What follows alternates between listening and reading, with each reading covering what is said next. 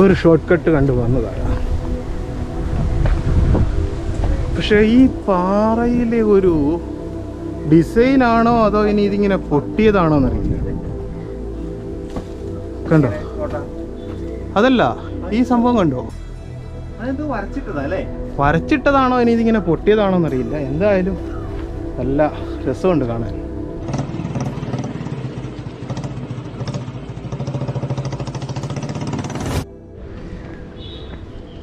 ഇതെന്താണാവോ ഇനി? ഇവിടെ പൂജയൊക്കെ ഉള്ളൊരു അമ്പലമാണ് കേട്ടോ. ഗണേശന്റെ രഥം.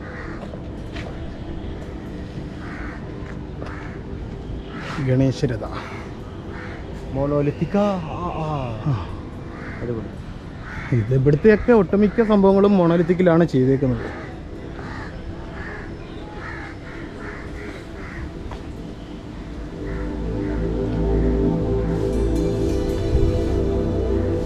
നമ്മൾ കൃഷ്ണൻ്റെ ബട്ടർ ബോളിൻ്റെ അവിടെ എത്തിയിരിക്കുകയാണ്. വലിയൊരു പാറ. ആ പാറ ഇങ്ങനെ ബാലൻസ് ചെയ്ത് നിൽക്കുകയാണ്. വർഷങ്ങളായിട്ട് നിൽക്കുന്നൊരു പാറയാണ്. ചെറിയൊരു ഭാഗം മാത്രമേ അതിൻ്റെ നിലത്ത് മുട്ടിയിട്ടുള്ളൂ. കൃഷ്ണാസ് ബട്ടർ ബോൾ, അതാണ് ഈ ഒരു സംഭവം.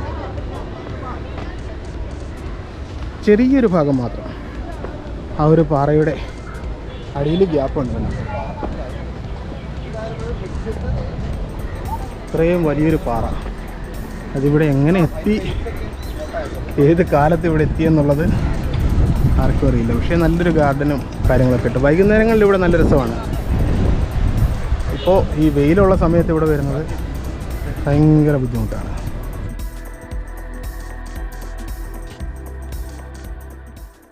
ആ പാറയുടെ മൊത്തത്തിലുള്ള വലിപ്പം വെച്ച് നോക്കുമ്പോൾ അതിൻ്റെ ചെറിയൊരു ഭാഗം മാത്രമേ നിലത്ത് മുട്ടിയിട്ടുള്ളൂ.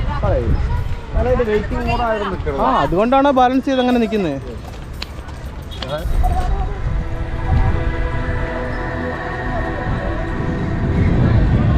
വാട്ടർ ബോൾ കണ്ടതിന് ശേഷം നമ്മൾ നേരെ പോകുന്നത് ഒരു കേവിലേക്കാണ്.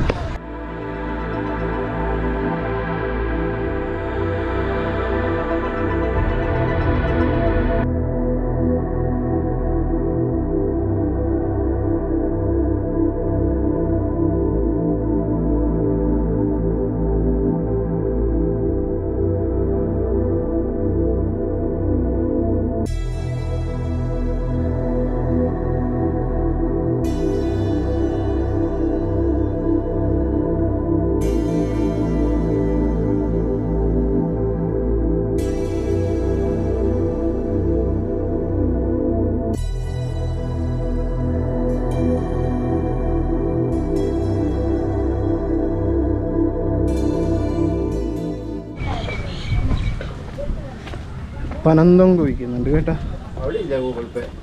എവിടെയും ഗൂഗിൾ പേ ഒന്നും ഇല്ല.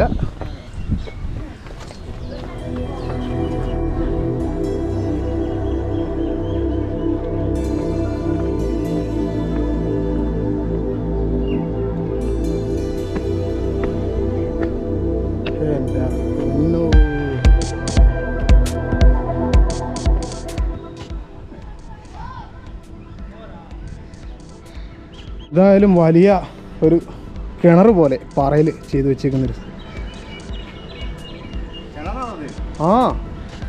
കിണർ പോലെ അല്ല, കറക്റ്റ് റൗണ്ടിൽ ഒറ്റ കല്ല് ചെയ്തേക്കുന്ന സാധനം. എന്ത് റൗണ്ടാന്ന് നോക്കി.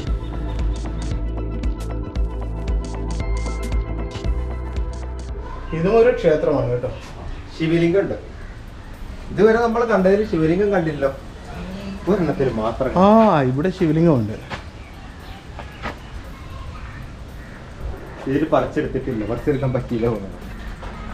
അടിച്ചോണ്ട് പോയില്ല. അത് പറയണ മുസ്ലിം രാജാക്കന്മാരെ പറയും, അവരടിച്ചോണ്ട് പോയി ശിവലിംഗം. ശിവലിംഗം അത് കല്ലായത് കൊണ്ട് മാത്രം വെച്ചു. കാശുള്ളത് കാശ് കിട്ടുന്ന വല്ല സംഭവമായിരുന്നു എപ്പോഴേ കൊണ്ടുപോയനെ.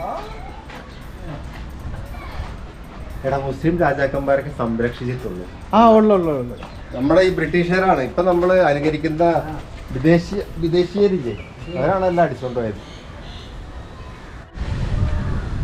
നമ്മൾ ആദ്യം കണ്ട ആ ഒരു ഗണേശ മണ്ഡപത്തിലേക്ക് പോകുന്ന വഴിക്കല്ലേ.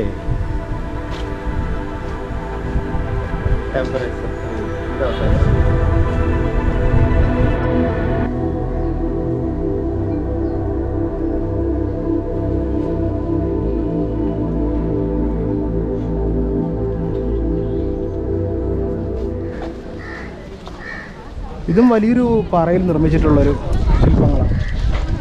വലിയ ആനയും ദേവഗണങ്ങളും അർജുനനും നാഗങ്ങളും മുനിമാരും എല്ലാം ഉണ്ട്.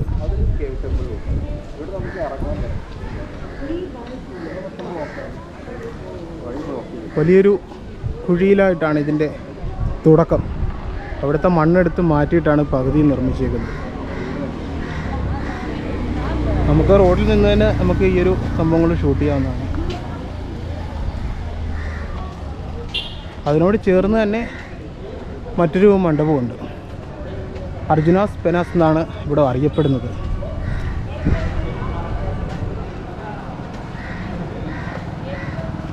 ഇത് കൃഷ്ണമണ്ഡപം എന്നറിയപ്പെടുന്നു. അവിടെ അർജുനാസ് പെനസ്, തൊട്ടടുത്ത് തന്നെ കൃഷ്ണമണ്ഡപം. കൃഷ്ണമണ്ഡപമാണോ ഇത്? കൃഷ്ണമണ്ഡപം എന്നറിയപ്പെടുന്ന സ്ഥലമാണ്. പക്ഷെ അത് ഫുള്ളായിട്ടില്ല. പണി തീരുന്നേക്കാളും മുന്നേ സംഭവിച്ചു.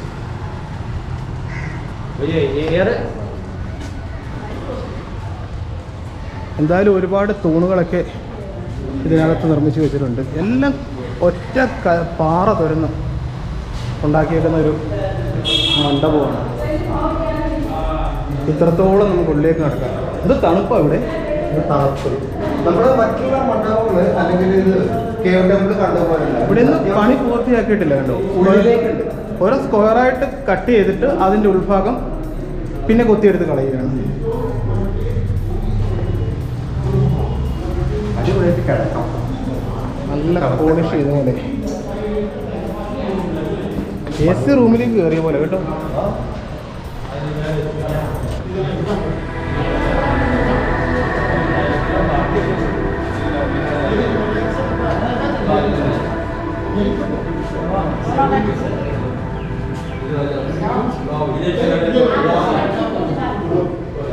ഈ സൈഡിലും അതേപോലെ തന്നെ. ഇവിടവും പൊട്ടിച്ച് മാറ്റാൻ വേണ്ടിയിട്ട് ഇങ്ങനെ കട്ട് ചെയ്ത് വെച്ചതാണ്. ആ തൂണ് വേറെ ആക്കി അങ്ങനെ തൂണ് മാത്രം സെപ്പറേറ്റ് ആയിട്ട് അങ്ങനെ പൊട്ടിച്ച് കട്ട് ചെയ്ത് എടുത്തേക്കുന്നത്. ഇതിന്റെ പണി പൂർത്തിയായിട്ടില്ല. പണി പൂർത്തിയാക്കാൻ പണി പൂർത്തിയാണെങ്കിൽ വലിയൊരു ക്ഷേത്രം എന്താ കാലത്ത് അറിയാം. അത്രയും വലുപ്പമുണ്ട് പാറ. അതെ, ബാക്കിലേക്ക് അത്ര ഏരിയാസ് ഉണ്ട്. പക്ഷെ നമുക്കത് കാണാനുള്ള ഭാഗ്യമില്ല. അത് കാണാൻ എല്ലാവരെയും എന്താണ് അവർ ഉദ്ദേശം എന്നുള്ളത് അറിയണമെങ്കിൽ അവർ തന്നെ വിചാരിക്കുന്നത്. കാരണം ഇതിന്റെ പണി പൂർത്തിയായിട്ടില്ല.